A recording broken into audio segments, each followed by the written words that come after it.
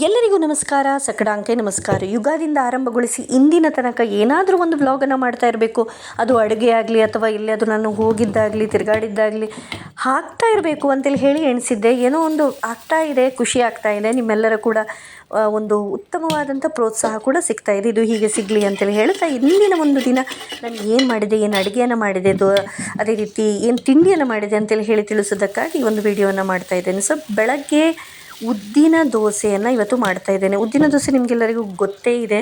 ಅರ್ಧ ಗ್ಲಾಸ್ ಉದ್ದಿನ ಬೇಳೆಯನ್ನು ಹಾಕಿದರೆ 2 ಗ್ಲಾಸ್ ದೋಸೆ ಅಕ್ಕಿ. ಇದನ್ನೊಂದು 3-4 ಗಂಟೆ ನೆನೆಸಿ ಇದನ್ನು ಯಾವುದನ್ನು ಈ ಉದ್ದಿನ ಬೇಳೆಯನ್ನು ಗ್ರೈಂಡ್ರಲ್ಲೇ ಕಡಿಬೇಕು. ಯಾಕಂತೇಳಿ ಹೇಳಿದರೆ ಅದು ಒಳ್ಳೆ ಉಬ್ಬಿ ಬರ್ತದೆ ಅಂತೇಳಿ ಹೇಳಿ. ಸೊ ಅದರ ನಂತರ ದೋಸೆ ಅಕ್ಕಿಯನ್ನು, ನೆನೆಸಿದಂಥ ದೋಸೆ ಅಕ್ಕಿಯನ್ನು ಮಿಕ್ಸಿಯಲ್ಲಿ ನಯವಾಗಿ ರುಬ್ಬಿ ಸ್ವಲ್ಪ ದಪ್ಪಗೆ ರುಬ್ಬಬೇಕು.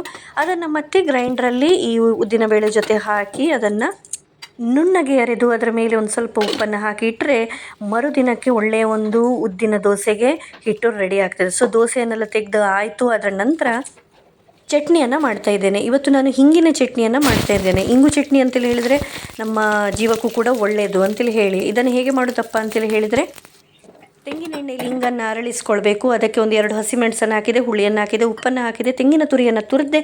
ಅದರ ನಂತರ ನುಣ್ಣಗೆ ಅದನ್ನು ರುಬ್ಬಿದೆ. ಮತ್ತು ಇದ್ದೇ ಇದೆಯಲ್ಲ ನಮ್ಮ ಒಂದು ಒಗ್ಗರಣೆ ಹಾಕುವಂಥದ್ದು, ತೆಂಗಿನ ಎಣ್ಣೆಯಲ್ಲಿ ಸಾಸಿವೆ ಕರಿಬೇವು ಒಗ್ಗರಣೆಯನ್ನು ಹಾಕಿ ಅದಕ್ಕೆ ಹಾಕಿದರೆ ಈಗಿನ ಒಂದು ಚಟ್ನಿ ರೆಡಿ. ಬೇರೆ ಸೈಡ್ ಸಹ ಮಾಡ್ತಾರೆ ಚಟ್ನಿಯನ್ನೆಲ್ಲ. ಅದಕ್ಕೆ ಏನು ಈ ಪುಟಾಣಿ ಅಂತೇಳಿ ಹೇಳ್ತೇವೆ, ಉರಿಗಡಲೆಯ ಪುಟಾಣಿ ಅಂತೇಳಿ ಹೇಳಿ. ಸೊ ಅದನ್ನು ಬಳಸ್ತಾರೆ. ನನಗೆ ಅದು ಇಷ್ಟ ಆಗೋದಿಲ್ಲ. ಪ್ಯೂರಾಗಿ ತೆಂಗಿನ ತುರಿಯಿಂದ ಮಾಡಿದಂತಹ ಒಂದು ಚಟ್ನಿಯೇ ನನಗೆ ತುಂಬ ಇಷ್ಟ. ಸೊ ಬೆಳಗ್ಗಿನ ಒಂದು ತಿಂಡಿ ಎಲ್ಲ ಆಯಿತು. ಮತ್ತೊಂದು ಹೇಳೋದು ಮರೆತು ಬಿಟ್ಟೆ, ಈ ಉದ್ದಿನ ದೋಸೆಯನ್ನೆಲ್ಲ ತೆಗೆಯುವಾಗ ನೀವು ಕಬ್ಬಿಣದ ಕಾವಲಿ ಎಲ್ಲ ತೆಗಿಬೇಕು. ಅದರ ರುಚಿಯೇ ಬೇರೆ. ಹಿಂದಿನ ದಿನ ಕಬ್ಬಿಣದ ಕಾವಲಿಗೆ ಒಂದು ಸ್ವಲ್ಪ ನೀವು ಎಣ್ಣೆಯನ್ನು ಹಾಕಿಟ್ಟರೆ ಮರುದಿನ ಅದರಲ್ಲಿ ದೋಸೆ ಚೆನ್ನಾಗಿ ಏಳುತ್ತದೆ. ಸೊ ಇದೊಂದು ಟಿಪ್ಸೇ ನಿಮಗೆ. ಯಾಕಂತ ಹೇಳಿದರೆ ಕೆಲವೊಮ್ಮೆ ಏನಾಗ್ತದೆ, ಬೆಳಿಗ್ಗೆ ಎಲ್ಲ ಹಿಟ್ಟು ಎಲ್ಲವೂ ಕರೆಕ್ಟಾಗಿರ್ತದೆ, ರೆಡಿ ಇರ್ತದೆ, ಬಟ್ ದೋಸೆ ಸರಿ ಏಳೋದಿಲ್ಲ. ಅದಕ್ಕಾಗಿ ಈ ಒಂದು ನೀವು ಟ್ರಿಕ್ಕನ್ನು ಯೂಸ್ ಮಾಡ್ಬೋದು. ಓಕೆ. ಅದರ ನಂತರ ತಿಂಡಿ ತಿಂದಾಯಿತು. ಮುಂದಿನ ಪ್ರಶ್ನೆ ಏನಪ್ಪ ಅಂತೇಳಿ ಹೇಳಿದರೆ ಮಧ್ಯಾಹ್ನಕ್ಕೆ ಏನು ಅಂತೇಳಿ ಹೇಳಿ. ಸೊ ನಾನು ಮೊಟ್ಟೆಯ ಒಂದು ಪದಾರ್ಥವನ್ನು ಮಾಡುವ ಅಂತೇಳಿ ಹೇಳಿ ಬೆಳಗ್ಗೆ ಮೊಟ್ಟೆಯನ್ನು ಬೇಯಿಸಿಟ್ಟಿದ್ದೆ.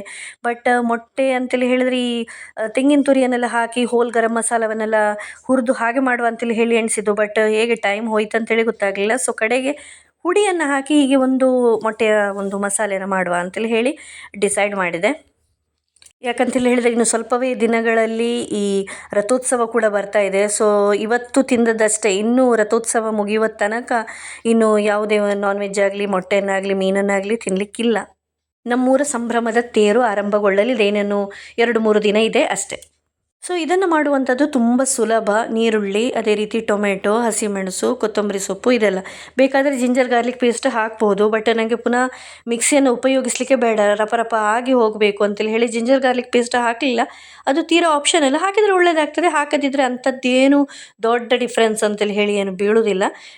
ಇದು ಕೂಡ ಒಳ್ಳೆಯದಾಗ್ತದೆ. ಇದನ್ನು ಕೂಡ ನೀವು ಮಾಡಿದ್ದಿರಬಹುದು, ಆದರೆ ನಾನು ಮಾಡುವಂತಹ ರೀತಿ ಇದು ಅಂತೇಳಿ ಹೇಳಿ ನಿಮಗೆ ಹೇಳ್ತಾ ಇದ್ದೇನೆ. ಹಸಿಮೆಣಸನ್ನು 2 ಹಾಕಿದ್ದೇನೆ. ಯಾಕಂತ ಹೇಳಿದರೆ ಮತ್ತೆ ಪುನಃ ಈ ಒಣಮೆಣಸಿನ ಹುಡಿಯನ್ನು ಕೂಡ ಹಾಕಲಿಕ್ಕಿದೆ ಅಲ್ಲ, ಹಾಗಾಗಿ ಕೊತ್ತಂಬರಿ ಸೊಪ್ಪು ಬೇಕಾದಷ್ಟು ಹಾಕಿ.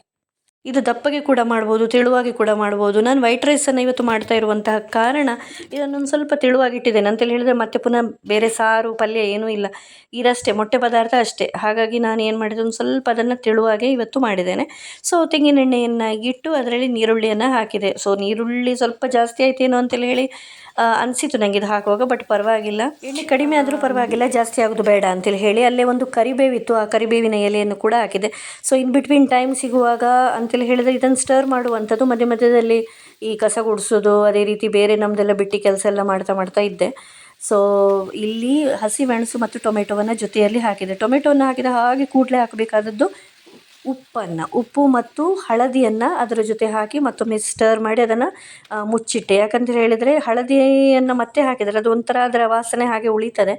ಸೊ ಹಳದಿಯನ್ನು ಆಗಲೇ ಹಾಕಿದರೆ ಒಳ್ಳೆಯದು ಅಂತೇಳಿ ಹೇಳಿ. ಅದು ಏನಾಗ್ತದೆ, ಉಪ್ಪು ಹಾಕಿದ ಹಾಗೆ ಟೊಮೆಟೊ ಹಾಕಿ ಆದಮೇಲೆ ಅದು ಬೇಗ ಒಂದು ಸೇರಿ ಬರ್ತದೆ, ಬೇಗ ಮುದ್ದೆ ಆಗ್ತದೆ ಅಂತೇಳಿ ಹೇಳಿ. ಅದರ ನಂತರ ಎಲ್ಲ ಒಂದೊಂದೇ ಹುಡಿಗಳನ್ನು ಹಾಕುವಂಥದ್ದು. ಮೆಣಸಿನ ಹುಡಿ, ಕೊತ್ತಂಬರಿ ಹುಡಿ, ಜೀರಿಗೆ ಹುಡಿ, ಅದರ ನಂತರ ಒಂದು ಸ್ವಲ್ಪ ಉಪ್ಪನ್ನು ಮೇಲಿಂದ ಸ್ಪ್ರಿಂಕಲ್ ಮಾಡಿದ್ದೇನೆ. ಯಾಕಂತೇಳಿ ಹೇಳಿದರೆ ಮೊಟ್ಟೆನ ಹಾಕಿ ಆದಮೇಲೆ ಮತ್ತೆ ಪುನಃ ಉಪ್ಪನ್ನು ಹಾಕಿ ಈಗ ಮಾಡಲಿಕ್ಕಿಲ್ಲ.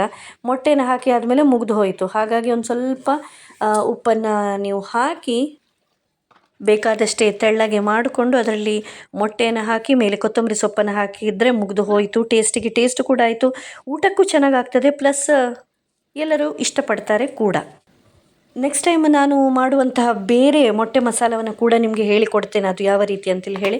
ಅದು ಕೂಡ ತುಂಬ ಚೆನ್ನಾಗಾಗ್ತದೆ. ಬಟ್ ಇದು ಕೂಡ ಒಳ್ಳೆಯದಾಗ್ತದೆ, ಇದೇನು ಹಾಗೆ ಒಳ್ಳೆಯದಾಗೋದಿಲ್ಲ ಅಂತೇಳಿ ಹೇಳಿ ಅಲ್ಲ, ಇದು ಕೂಡ ಚೆಂದ ಆಗ್ತದೆ ತಿನ್ನಲಿಕ್ಕೆ.